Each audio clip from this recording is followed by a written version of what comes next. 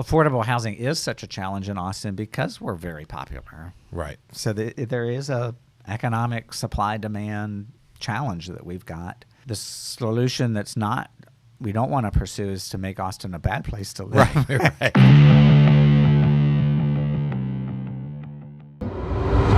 All right. Welcome to the latest episode of the Greater Texas Podcast. We are so lucky to be joined here by Walter Moreau. Walter, thank you so much for being here. Appreciate it. Thank you for inviting me. Happy to be here. Great. All right. Well, let's get into a little bit about your background. Where are you from originally? My family roots are all Pennsylvania. Okay. And then I had the chance to grow up in junior high and high school out in Southern California. Oh, that's a nice change, right? From the snows of Pennsylvania. Yeah, it was great to be on both coasts. Right. And then for college. We're in Pennsylvania, by the way. Sorry, I didn't mean to interrupt you. Lancaster and that area. Yeah. And then college. Yeah, I didn't know where I wanted to go. Applied to Baylor, knew somebody here, got in, and thought, well, Texas. Right. I didn't realize Waco. Right, exactly. But the experience at Baylor was great. Gotcha. And then you ended up going to the LBJ school eventually, right? Is that right? Yeah, when I finished at Baylor, I studied economics. Right. And really wasn't sure what I wanted to do, but I knew I wanted to do nonprofit type work. Okay. I remember I had a professor who specifically was like, what bank are you going to work for? And I had gotten this job at United Way, and he didn't know what that was. For me, economics was not just money and banking and finance. That intrigued me, but it's a bigger picture. It's how, as a society, do we share resources? How do we allocate resources? So it touches on poverty issues and what kind of economic system you have. So that intrigued me, and I feel really lucky. That first job at United Way, there was a homeless task force. We're still grappling with homelessness today. Yeah. So I was the junior staffer assigned to research with the housing committee of the homeless task force, and they sent me to this homeless housing conference in Los Angeles. And it happened to be in Skid Row, which in the late 80s and today is still, I think, probably the greatest concentration of folks that are camping and sleeping out. Right. So here I am, fresh from Waco, Baylor, hop on a plane, fly to L.A. I have an address for 5th and Julian, which is the nickel, the kind of the epicenter of Skid Row. Okay. The cab driver was like, I think you got the wrong address. You sure that's where you want me to drop you? And, yeah, I'm going to this homeless housing conference. And it was a week, and I met some of the nonprofits there, a group called the SRO Corporation of LA and LAMP, and they were working in this really difficult area, buying up some of the old flop houses, the old short-term hotels, and turn them into little apartments, then work with folks who were on the street directly to get into an apartment but provide psychiatric services, substance abuse services. When people had a stable place to live and the kind of support they needed, it really worked. It's just, the light went off for me. At what a very practical, tangible way to address homelessness. The more I talked to Andy, the director of the time, he was explaining the finance side of these deals, the tax credits, the bonds, and that just lit up the other part of my brain. The economics part, yeah. So long story short, I decided at that point, this is what I want to do. I could use that interest in economics and that desire to really help people in a direct way. I came back to town and started driving around, looking at old hotels. We didn't have in Austin the same number of sort of residential hotels, but there were some. I remember telling my wife, this is what I want to do. I can buy a hotel. And she's like, no. Why don't you look for a nonprofit group? And foundation communities existed already. Okay. And because they were late 80s or so? Is that when they? Yep. Right, yeah. Proud to say we've bought 3 hotels. We just bought our 4th last summer. We're renovating it now and turning it into apartments. So I've been able to Is that. that renovation, not to jump around, but I'm just curious about the hotel renovation. Is it a difficult process to renovate into permanent living spaces? Go ahead, sorry. Yeah. A year or so ago, the mayor approached me and said, Walter, let's buy hotels. Why don't you? Right. I want you to buy 5 hotels. We need to get a lot of housing built. I said, we'll do 1 hotel because that's a big project. Right. And we want to pick the building. We need to find a building that's ideally all suites, kind of has kitchens and baths already. And we were the Town Place Suites by Marriott in the Arboretum came on the market. We were one of 14 bidders. All the people bidding on it were going to convert to apartments. Right.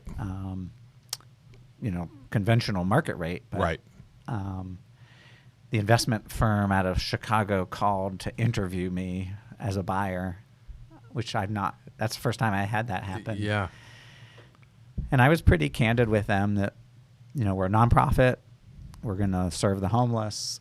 But we've bought 3 hotels before. And I remember I was asked pretty directly, like, do you serve people with mental illness? And I said, yes, sir. That's part of our mission. And he said, well, actually, I like what you do.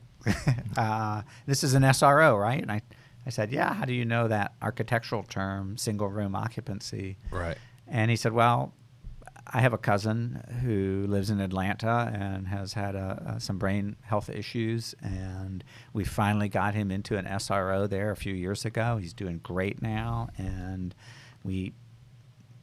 if you can afford the price we want for the hotel, I'll sell it to you. Wow. So we made a deal. That's great. And so how long does that process take for you to convert those into livable spaces? Yeah, everything nowadays is taking longer. Right. It'll be about a 6-month construction time frame. We're in the middle of it now. Gotcha. The latest date was completion March 11th.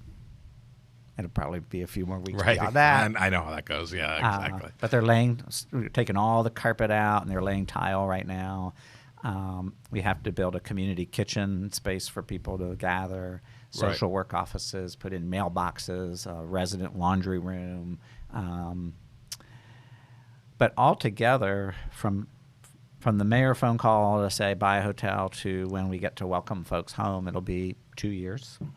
That's pretty good. That's pretty good. Yeah, it is. And it would take new construction would take 3 or 4. Right. Our costs will be, all in 2/3 of new construction. So this strategy of taking hotels to convert to supportive housing does make sense in a lot of cases. It's happening all over the country. Gotcha. Our situation with homelessness in Austin, it's not unique. Right. We're seeing this in big cities, especially big cities, all over. So you've been CEO of Foundation Communities for 25 years? This year I'm the 25 years as executive director. Oh, excellent.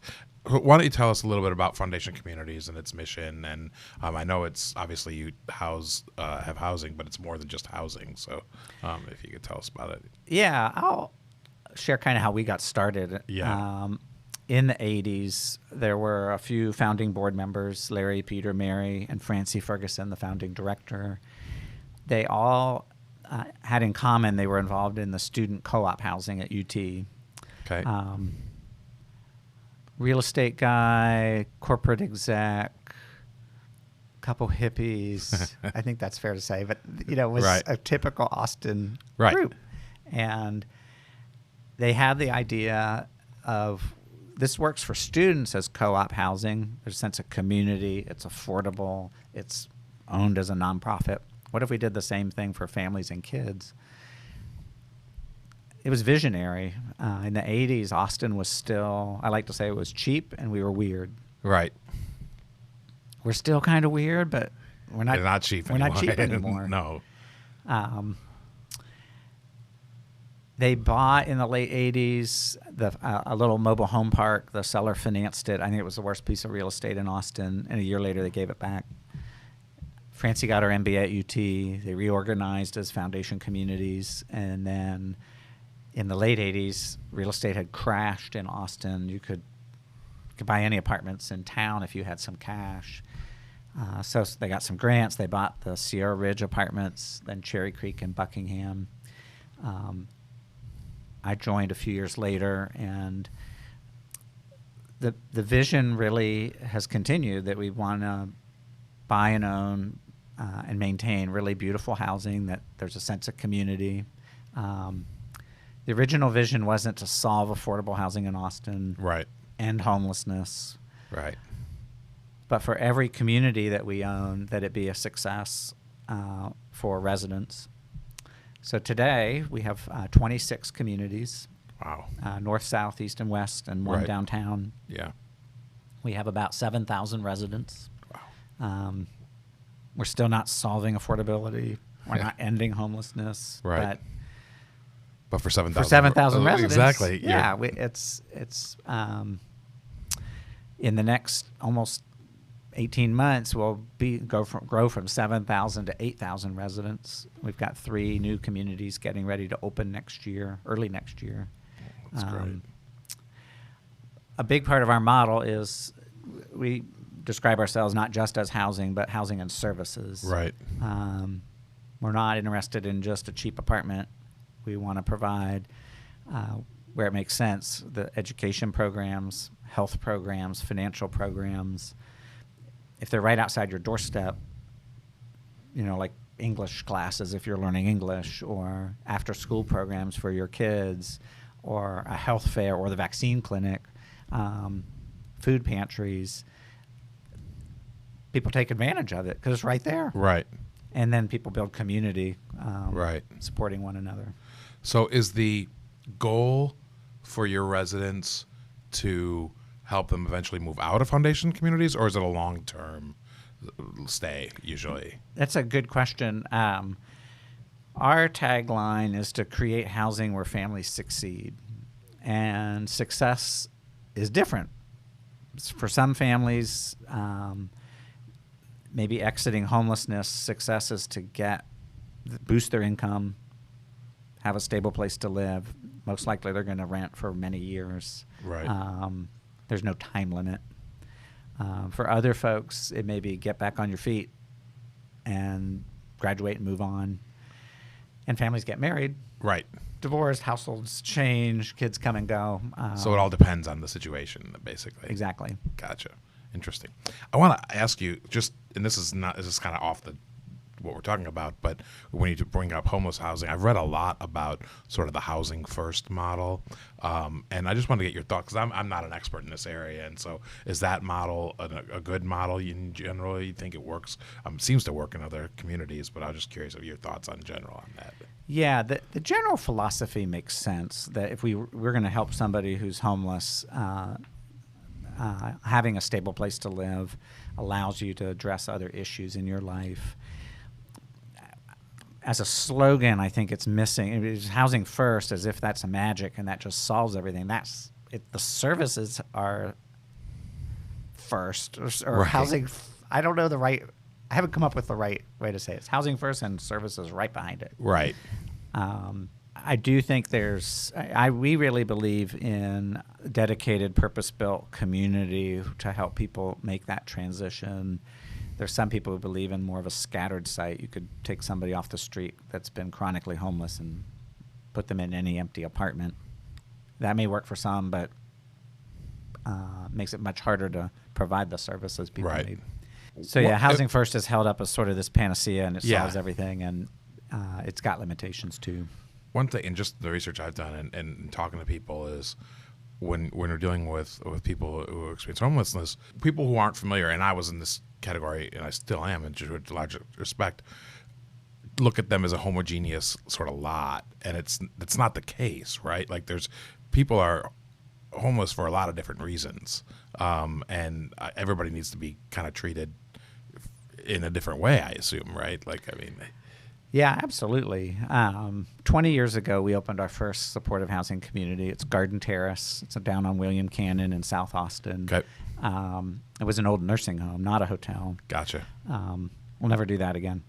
The nursing home had these shared bathrooms, and so we had to redo all the plumbing that and must the have been slabs. a big job then. Yeah. The good news is it was a one-story building on 8 acres with Oh, wow. lots of trees, and Right. it's a beautiful community. I think the first resident that moved in, Gene, his story, he was an electrician, had a motorcycle accident, damaged his leg, and then he became addicted to painkillers. Gotcha. Had a number of other family misfortunes, wound up on the street, went to the Salvation Army, found God, got sober, needed a place to live when he moved out, and Garden Terrace was opening, and he only lived with us for 2 years. He had this electrician's license, so he got that restored and was able to make good money and Right. literally get back on his feet. And one of our other residents, and she passed away this year. She moved in as a senior. She had 2 heart attacks, and that ultimately she had to stop working. Had no family for support, and just lived on her disability and Social Security check of $1,000 a month. Right. So living at Garden Terrace, where the rent was $450 a month, all bills paid, that was just what she needed. She was almost homeless. But Yeah. So yeah, you're exactly right. I could go on. Right, yeah, but so it's- one-story building with like 120 stories. Right. Gotcha. Yeah. So how does it work? How does Foundation Communities work? Obviously, 450, for example, is below market in Austin now, right? Is it mostly private donations? Is it sort of government funding? Is it a little bit of both, or how All does of the that work? above. Okay. Our financial model, on the capital side, when we build a new apartment building, contrary to most developers, we want as little debt as possible or no debt, because we've never sold a property in 35 years. So we're the last owner, the lifetime Gotcha. owner. If the rents are really low, we want to at least break even with the operating costs. Right. So like at Garden Terrace, we have no mortgage. Okay. We have some higher rents, especially where there's a rental voucher, like from the Veterans Administration or other 12 different programs we work with. So we try to break even on the cost for maintenance, utilities, insurance, the staff on site. We have to fundraise for the services. Gotcha. Case management, food pantry, health programs. For folks who've been homeless, in our supportive housing, we have a psychiatric nurse team that helps address issues. Right. We have some city funding to help pay for services. Typically, when we're building a new project, it's 80 or 90% city, state, federal funding, sometimes a mortgage, and private donations, especially for the learning centers, the health programs. Gotcha. Our operating budget is about 75% rent, 25% fundraising. Okay. So as a nonprofit, that is great. That gives us Right. 75% as sort of earned income on a Right. sustainable base. We're hugely grateful to some of the foundations in town, like St. David's Foundation, super committed to community health. They have always realized that, especially on mental health, housing is a prescription. Right. If you don't have a stable place to sleep at night and keep your meds safe, not get regular sleep. So almost everything we do that touches on health, St. David's has been a phenomenal partner. Gotcha. That's health with a little h, the social determinants of health or the community health things that frankly have a bigger impact on lifespan Right. than the hospitals and the Right. clinics. Right. Yeah. Exactly. Makes sense. Another major donor has been Michael and Susan Dell. Their family foundation has really focused on children and child outcomes. Right. So they help our after-school programs, our education programs for kids. We serve about, this year, we have 175 families with kids that were homeless, about 500 children.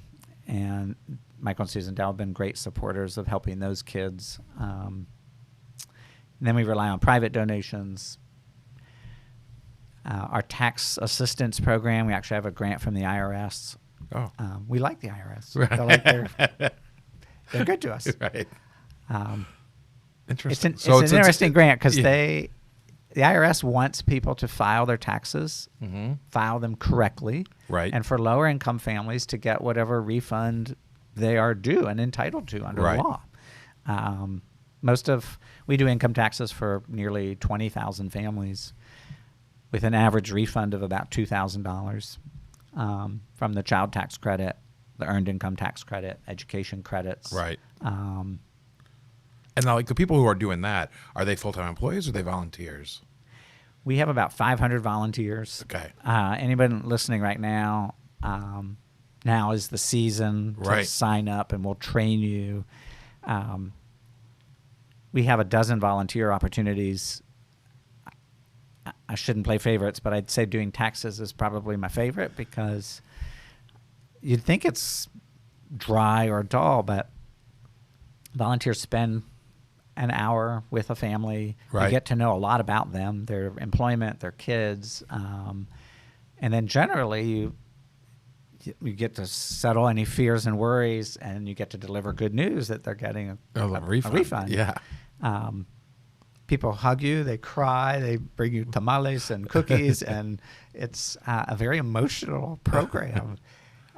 So, all right, those tax professionals out there, let's get the volunteer. Yeah, and you don't have to be a tax professional. Okay. I talked to a volunteer. She's an architect, and she said, this is my kind of volunteer thing because I look at the computer, I fill in boxes, and I get to interact with people. Right, But, yeah. Awesome. I'm not dealing with kids. Or, Right. It fit what she likes to do. Well, let's talk a little bit about, obviously, Texas and Central Texas have seen amazing growth in the last, I guess forever in Austin, really. But that's, while great, that has presented some real problems in the housing area. And just want to talk a little bit about what you've seen in that area and how it's affecting what you're doing and affordable housing in general and all of that. Yeah. I'd go back. I mean, the original founders of Foundation Communities really were visionary. It was cheap back in the 80s. Right. I don't think anybody imagined the growth, the boom, Right. continual sort of boom we've had. If we have any regrets, we should have bought in those days 2 or 3 times. Right. I think a lot of people have that feeling. Yeah, Right. from just an investment Right, perspective. yeah. I think it's been a mix. Affordable housing is the number one issue now. Right. So all the We just election had the results. right election, exactly, right? Yeah. Like everything was around affordable housing, right? So that has, and voters have just approved a $350 million bond. There's hundreds of millions from Project Connect that are focused on affordability. It's tougher to find sites. But there's still opportunities there. Are you having to go farther out from the city center at all, or are you able to stay, in the relative area or whatever? We've stayed pretty. We want to build as central as we can because Right. there's better connectivity for course, services and yeah. transportation. We broke ground this summer on an 8-acre site that was the Parker Lane United Methodist Church. Okay. Very central. It's a congregation that had dwindled, was very involved in the community. They had a visiting nurse program, an immigration program. They were a Meals on Wheels center. Though they were a small congregation that ended up dissolving, they wanted that site to stay as a community purpose. Right. And approached us. It was a very interesting negotiation with the church. They wanted a price for it, but they also wanted a commitment as part of the deal that we would let them volunteer in the food pantry and the after-school tutoring program and Wow. the nurse program and the immigration offices. We were like, done. Right, Exactly. That's exactly what we want to do. Right. Yeah. So in order to build centrally, we're going to have to get creative and find those kind of partnerships. We've been in conversation with other churches and Gotcha. faith groups. Affordable housing is such a challenge in Austin because we're very popular. Right. So there is a economic supply-demand challenge that we've got. The solution we don't want to pursue is to make Austin a bad place to live. Right. That's not popular or Right. Exactly. politically viable. Right. A lot of the election conversation was how do we increase supply? Mm-hmm. How do we reform the land development code speed up the permit process. Right. I think all of that's good. That will never, though, solve the affordable challenge at the lowest level in the market. The market just can't deliver rents within reach for families that are making half of the median income. Right. That's where housing bonds come in. That's where the tax credit program. I think the affordable challenge we've got in Texas, in Austin, around the country, stems from this core understanding. It's going to take public investment to reach folks that are lower income. If you go back to Carter, when in the 1970s, right. The HUD budget, our federal spending on affordable housing, just looking at the HUD budget, was $80 billion in 1970 dollars. Today the HUD budget is half of that. In today's dollars. In today's right. dollars. Right. So you're looking at 50 years of disinvestment in the affordable housing space at a federal level. We would never accept that for transportation. Right. We, as a public, we want roads. We don't want toll roads. Right. We want all the other infrastructure. Do you know the reason behind that, or is it just a sort of trend? I mean, I know there's a trend towards lowering taxes. It's been a 70-year trend, right? And then just less spending, I guess. That's kind of and I think there was such a stigma and failure of public housing in the 60s and 70s that we still see it today. If you say the words affordable housing, the mental picture people get is the projects. Right. I've spent my career, my 25 years at Foundation Communities, trying to change that and build properties that are beautiful. Right.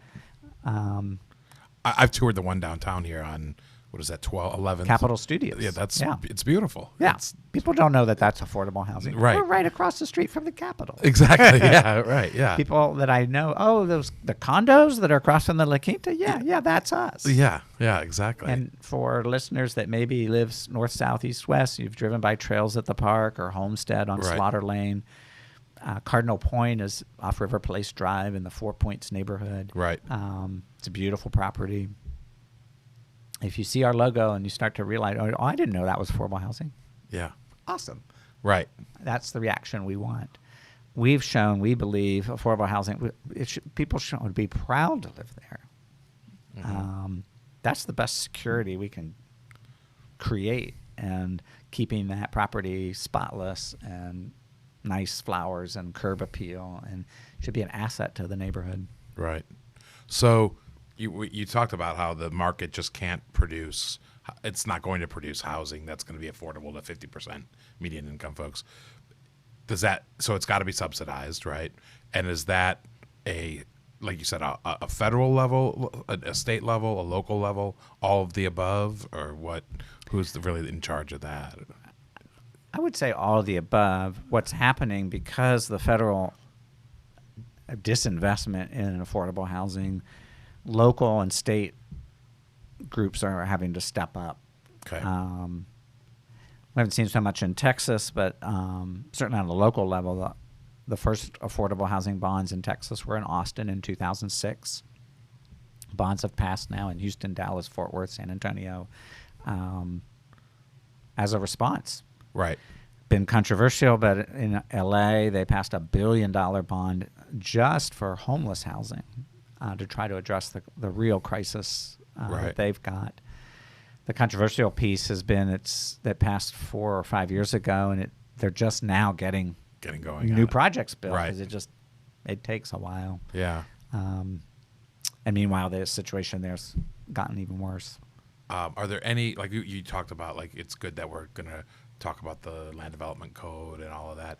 Are those issues that you guys face too? Like I have a lot of developers that complain about the pace of how long it takes things to get passed and approved and built really in Austin, and the expense of it. Have you run into those issues also? Yeah, we're not immune just because I will say we have a lot of support at City Hall because of the desire to get more affordable housing built, but we still run into the same angry inspector. I won't say which department or what names. It changes. Right. there are affordability unlocked. There's a smart housing program. There's been real efforts by the city to try to make things a little easier for affordable housing. Right. I try to keep some perspective. We're still getting projects built, give or take 3 to 4 years. Right. I recently went to an international affordable housing conference in Toronto. It was international, but it was mostly British, Canadian, and Australian. And Gotcha. it takes them 5, 6, 7 years. Really? I will say that, in those 3 other countries, there's a better understanding of what they all call it social housing. There's a social housing sector. And the nonprofits, we when we open our 3 new communities, we will now have 4,000 apartments. The peer groups I talk to have 20,000, 50,000, 70,000 units. Interesting. In the States, we still think of housing as a really market-driven thing. Right. So, are you getting good support in general from the local business communities, and getting them to support the mission that Foundation Communities does? Yeah, we have a lot of corporate supporters and volunteer groups. Probably we've got the closest relationships in the real estate world, which kind of makes sense. Realty Austin comes to mind. Right. Flores is on our board. They've been consistent supporters year after year. Some of the title companies, the banks. Right. I'll tell you the group that's not as committed and involved is the tech world. Some of the more local groups, Silicon Labs, AMD, Yeah. National Instruments, they've got a lot of roots in Austin and are involved. But the new groups that have come to town. Google, Amazon, Facebook, Apple has 10,000 employees now. Right. And they're having an outsized impact on our demand for housing, driving up costs. All the tech giants have made multi-billion-dollar commitments in California, where their headquarters are, in Right. the Bay Area, or Microsoft in Washington. But they haven't done that in Austin yet. If one of them will take the first step, they will get all the glory. Right. Right. Affordable housing is a crisis in Austin. It is. There's a need for that tech community to step it up. I had a lot of hopes that Tesla, they made a lot of noise a year ago about wanting to do more, but So far not. Elon's been distracted. Yeah. And there's still the opportunity, so I don't want to. Right. Exactly. The opportunity's out there. Yeah. Well, so any other sort of final thoughts on where we think this is headed, or what needs to be done, or what more that you guys need to have done in the near future? Our focus has really been, and our board is, how do we have a model that really works of housing and services? How do we grow more? Right. So we're going to open Zilker Studios, the Loretta, Balcones, the hotel conversion. Those all open in the spring. Parker Lane will open 2024. We've got 3 more projects in design: Juniper, Norman, and Burleson. Our Burleson Studios is actually is a partnership with Mobile Loaves and Fishes. We love them. They're going to build their new tiny home community out Burleson Road. Interesting. And then we're going to build a 100-unit apartment complex. Right. We are also working with Mary Lee Foundation on South Lamar. They have a collection of older buildings on 8 acres that can be redeveloped very close in. Have you done any? That's a good question. Have you done any collaborations with market rate developers, or could you? Is it possible to? Yeah, we could, and we've explored it a few times. A lot of times, timing is a challenge because we have to make the stars and moon align with tax credits and other funds, and that may or may not match exactly what works on a market rate project. Gotcha. But yeah, very open to being creative and trying to unlock new sites and locations that could work. Awesome. Well, thank you so much. I mean, this is obviously such a vital and important issue in Austin. Like you said, it's a crisis in Austin. It's a crisis all over. It's almost all over the country now, really. Yeah. And you guys are doing, obviously, phenomenal work. So thank you so much, and thank you for being here today. I really appreciate it. I'm honored. Thank you. All right. Thanks.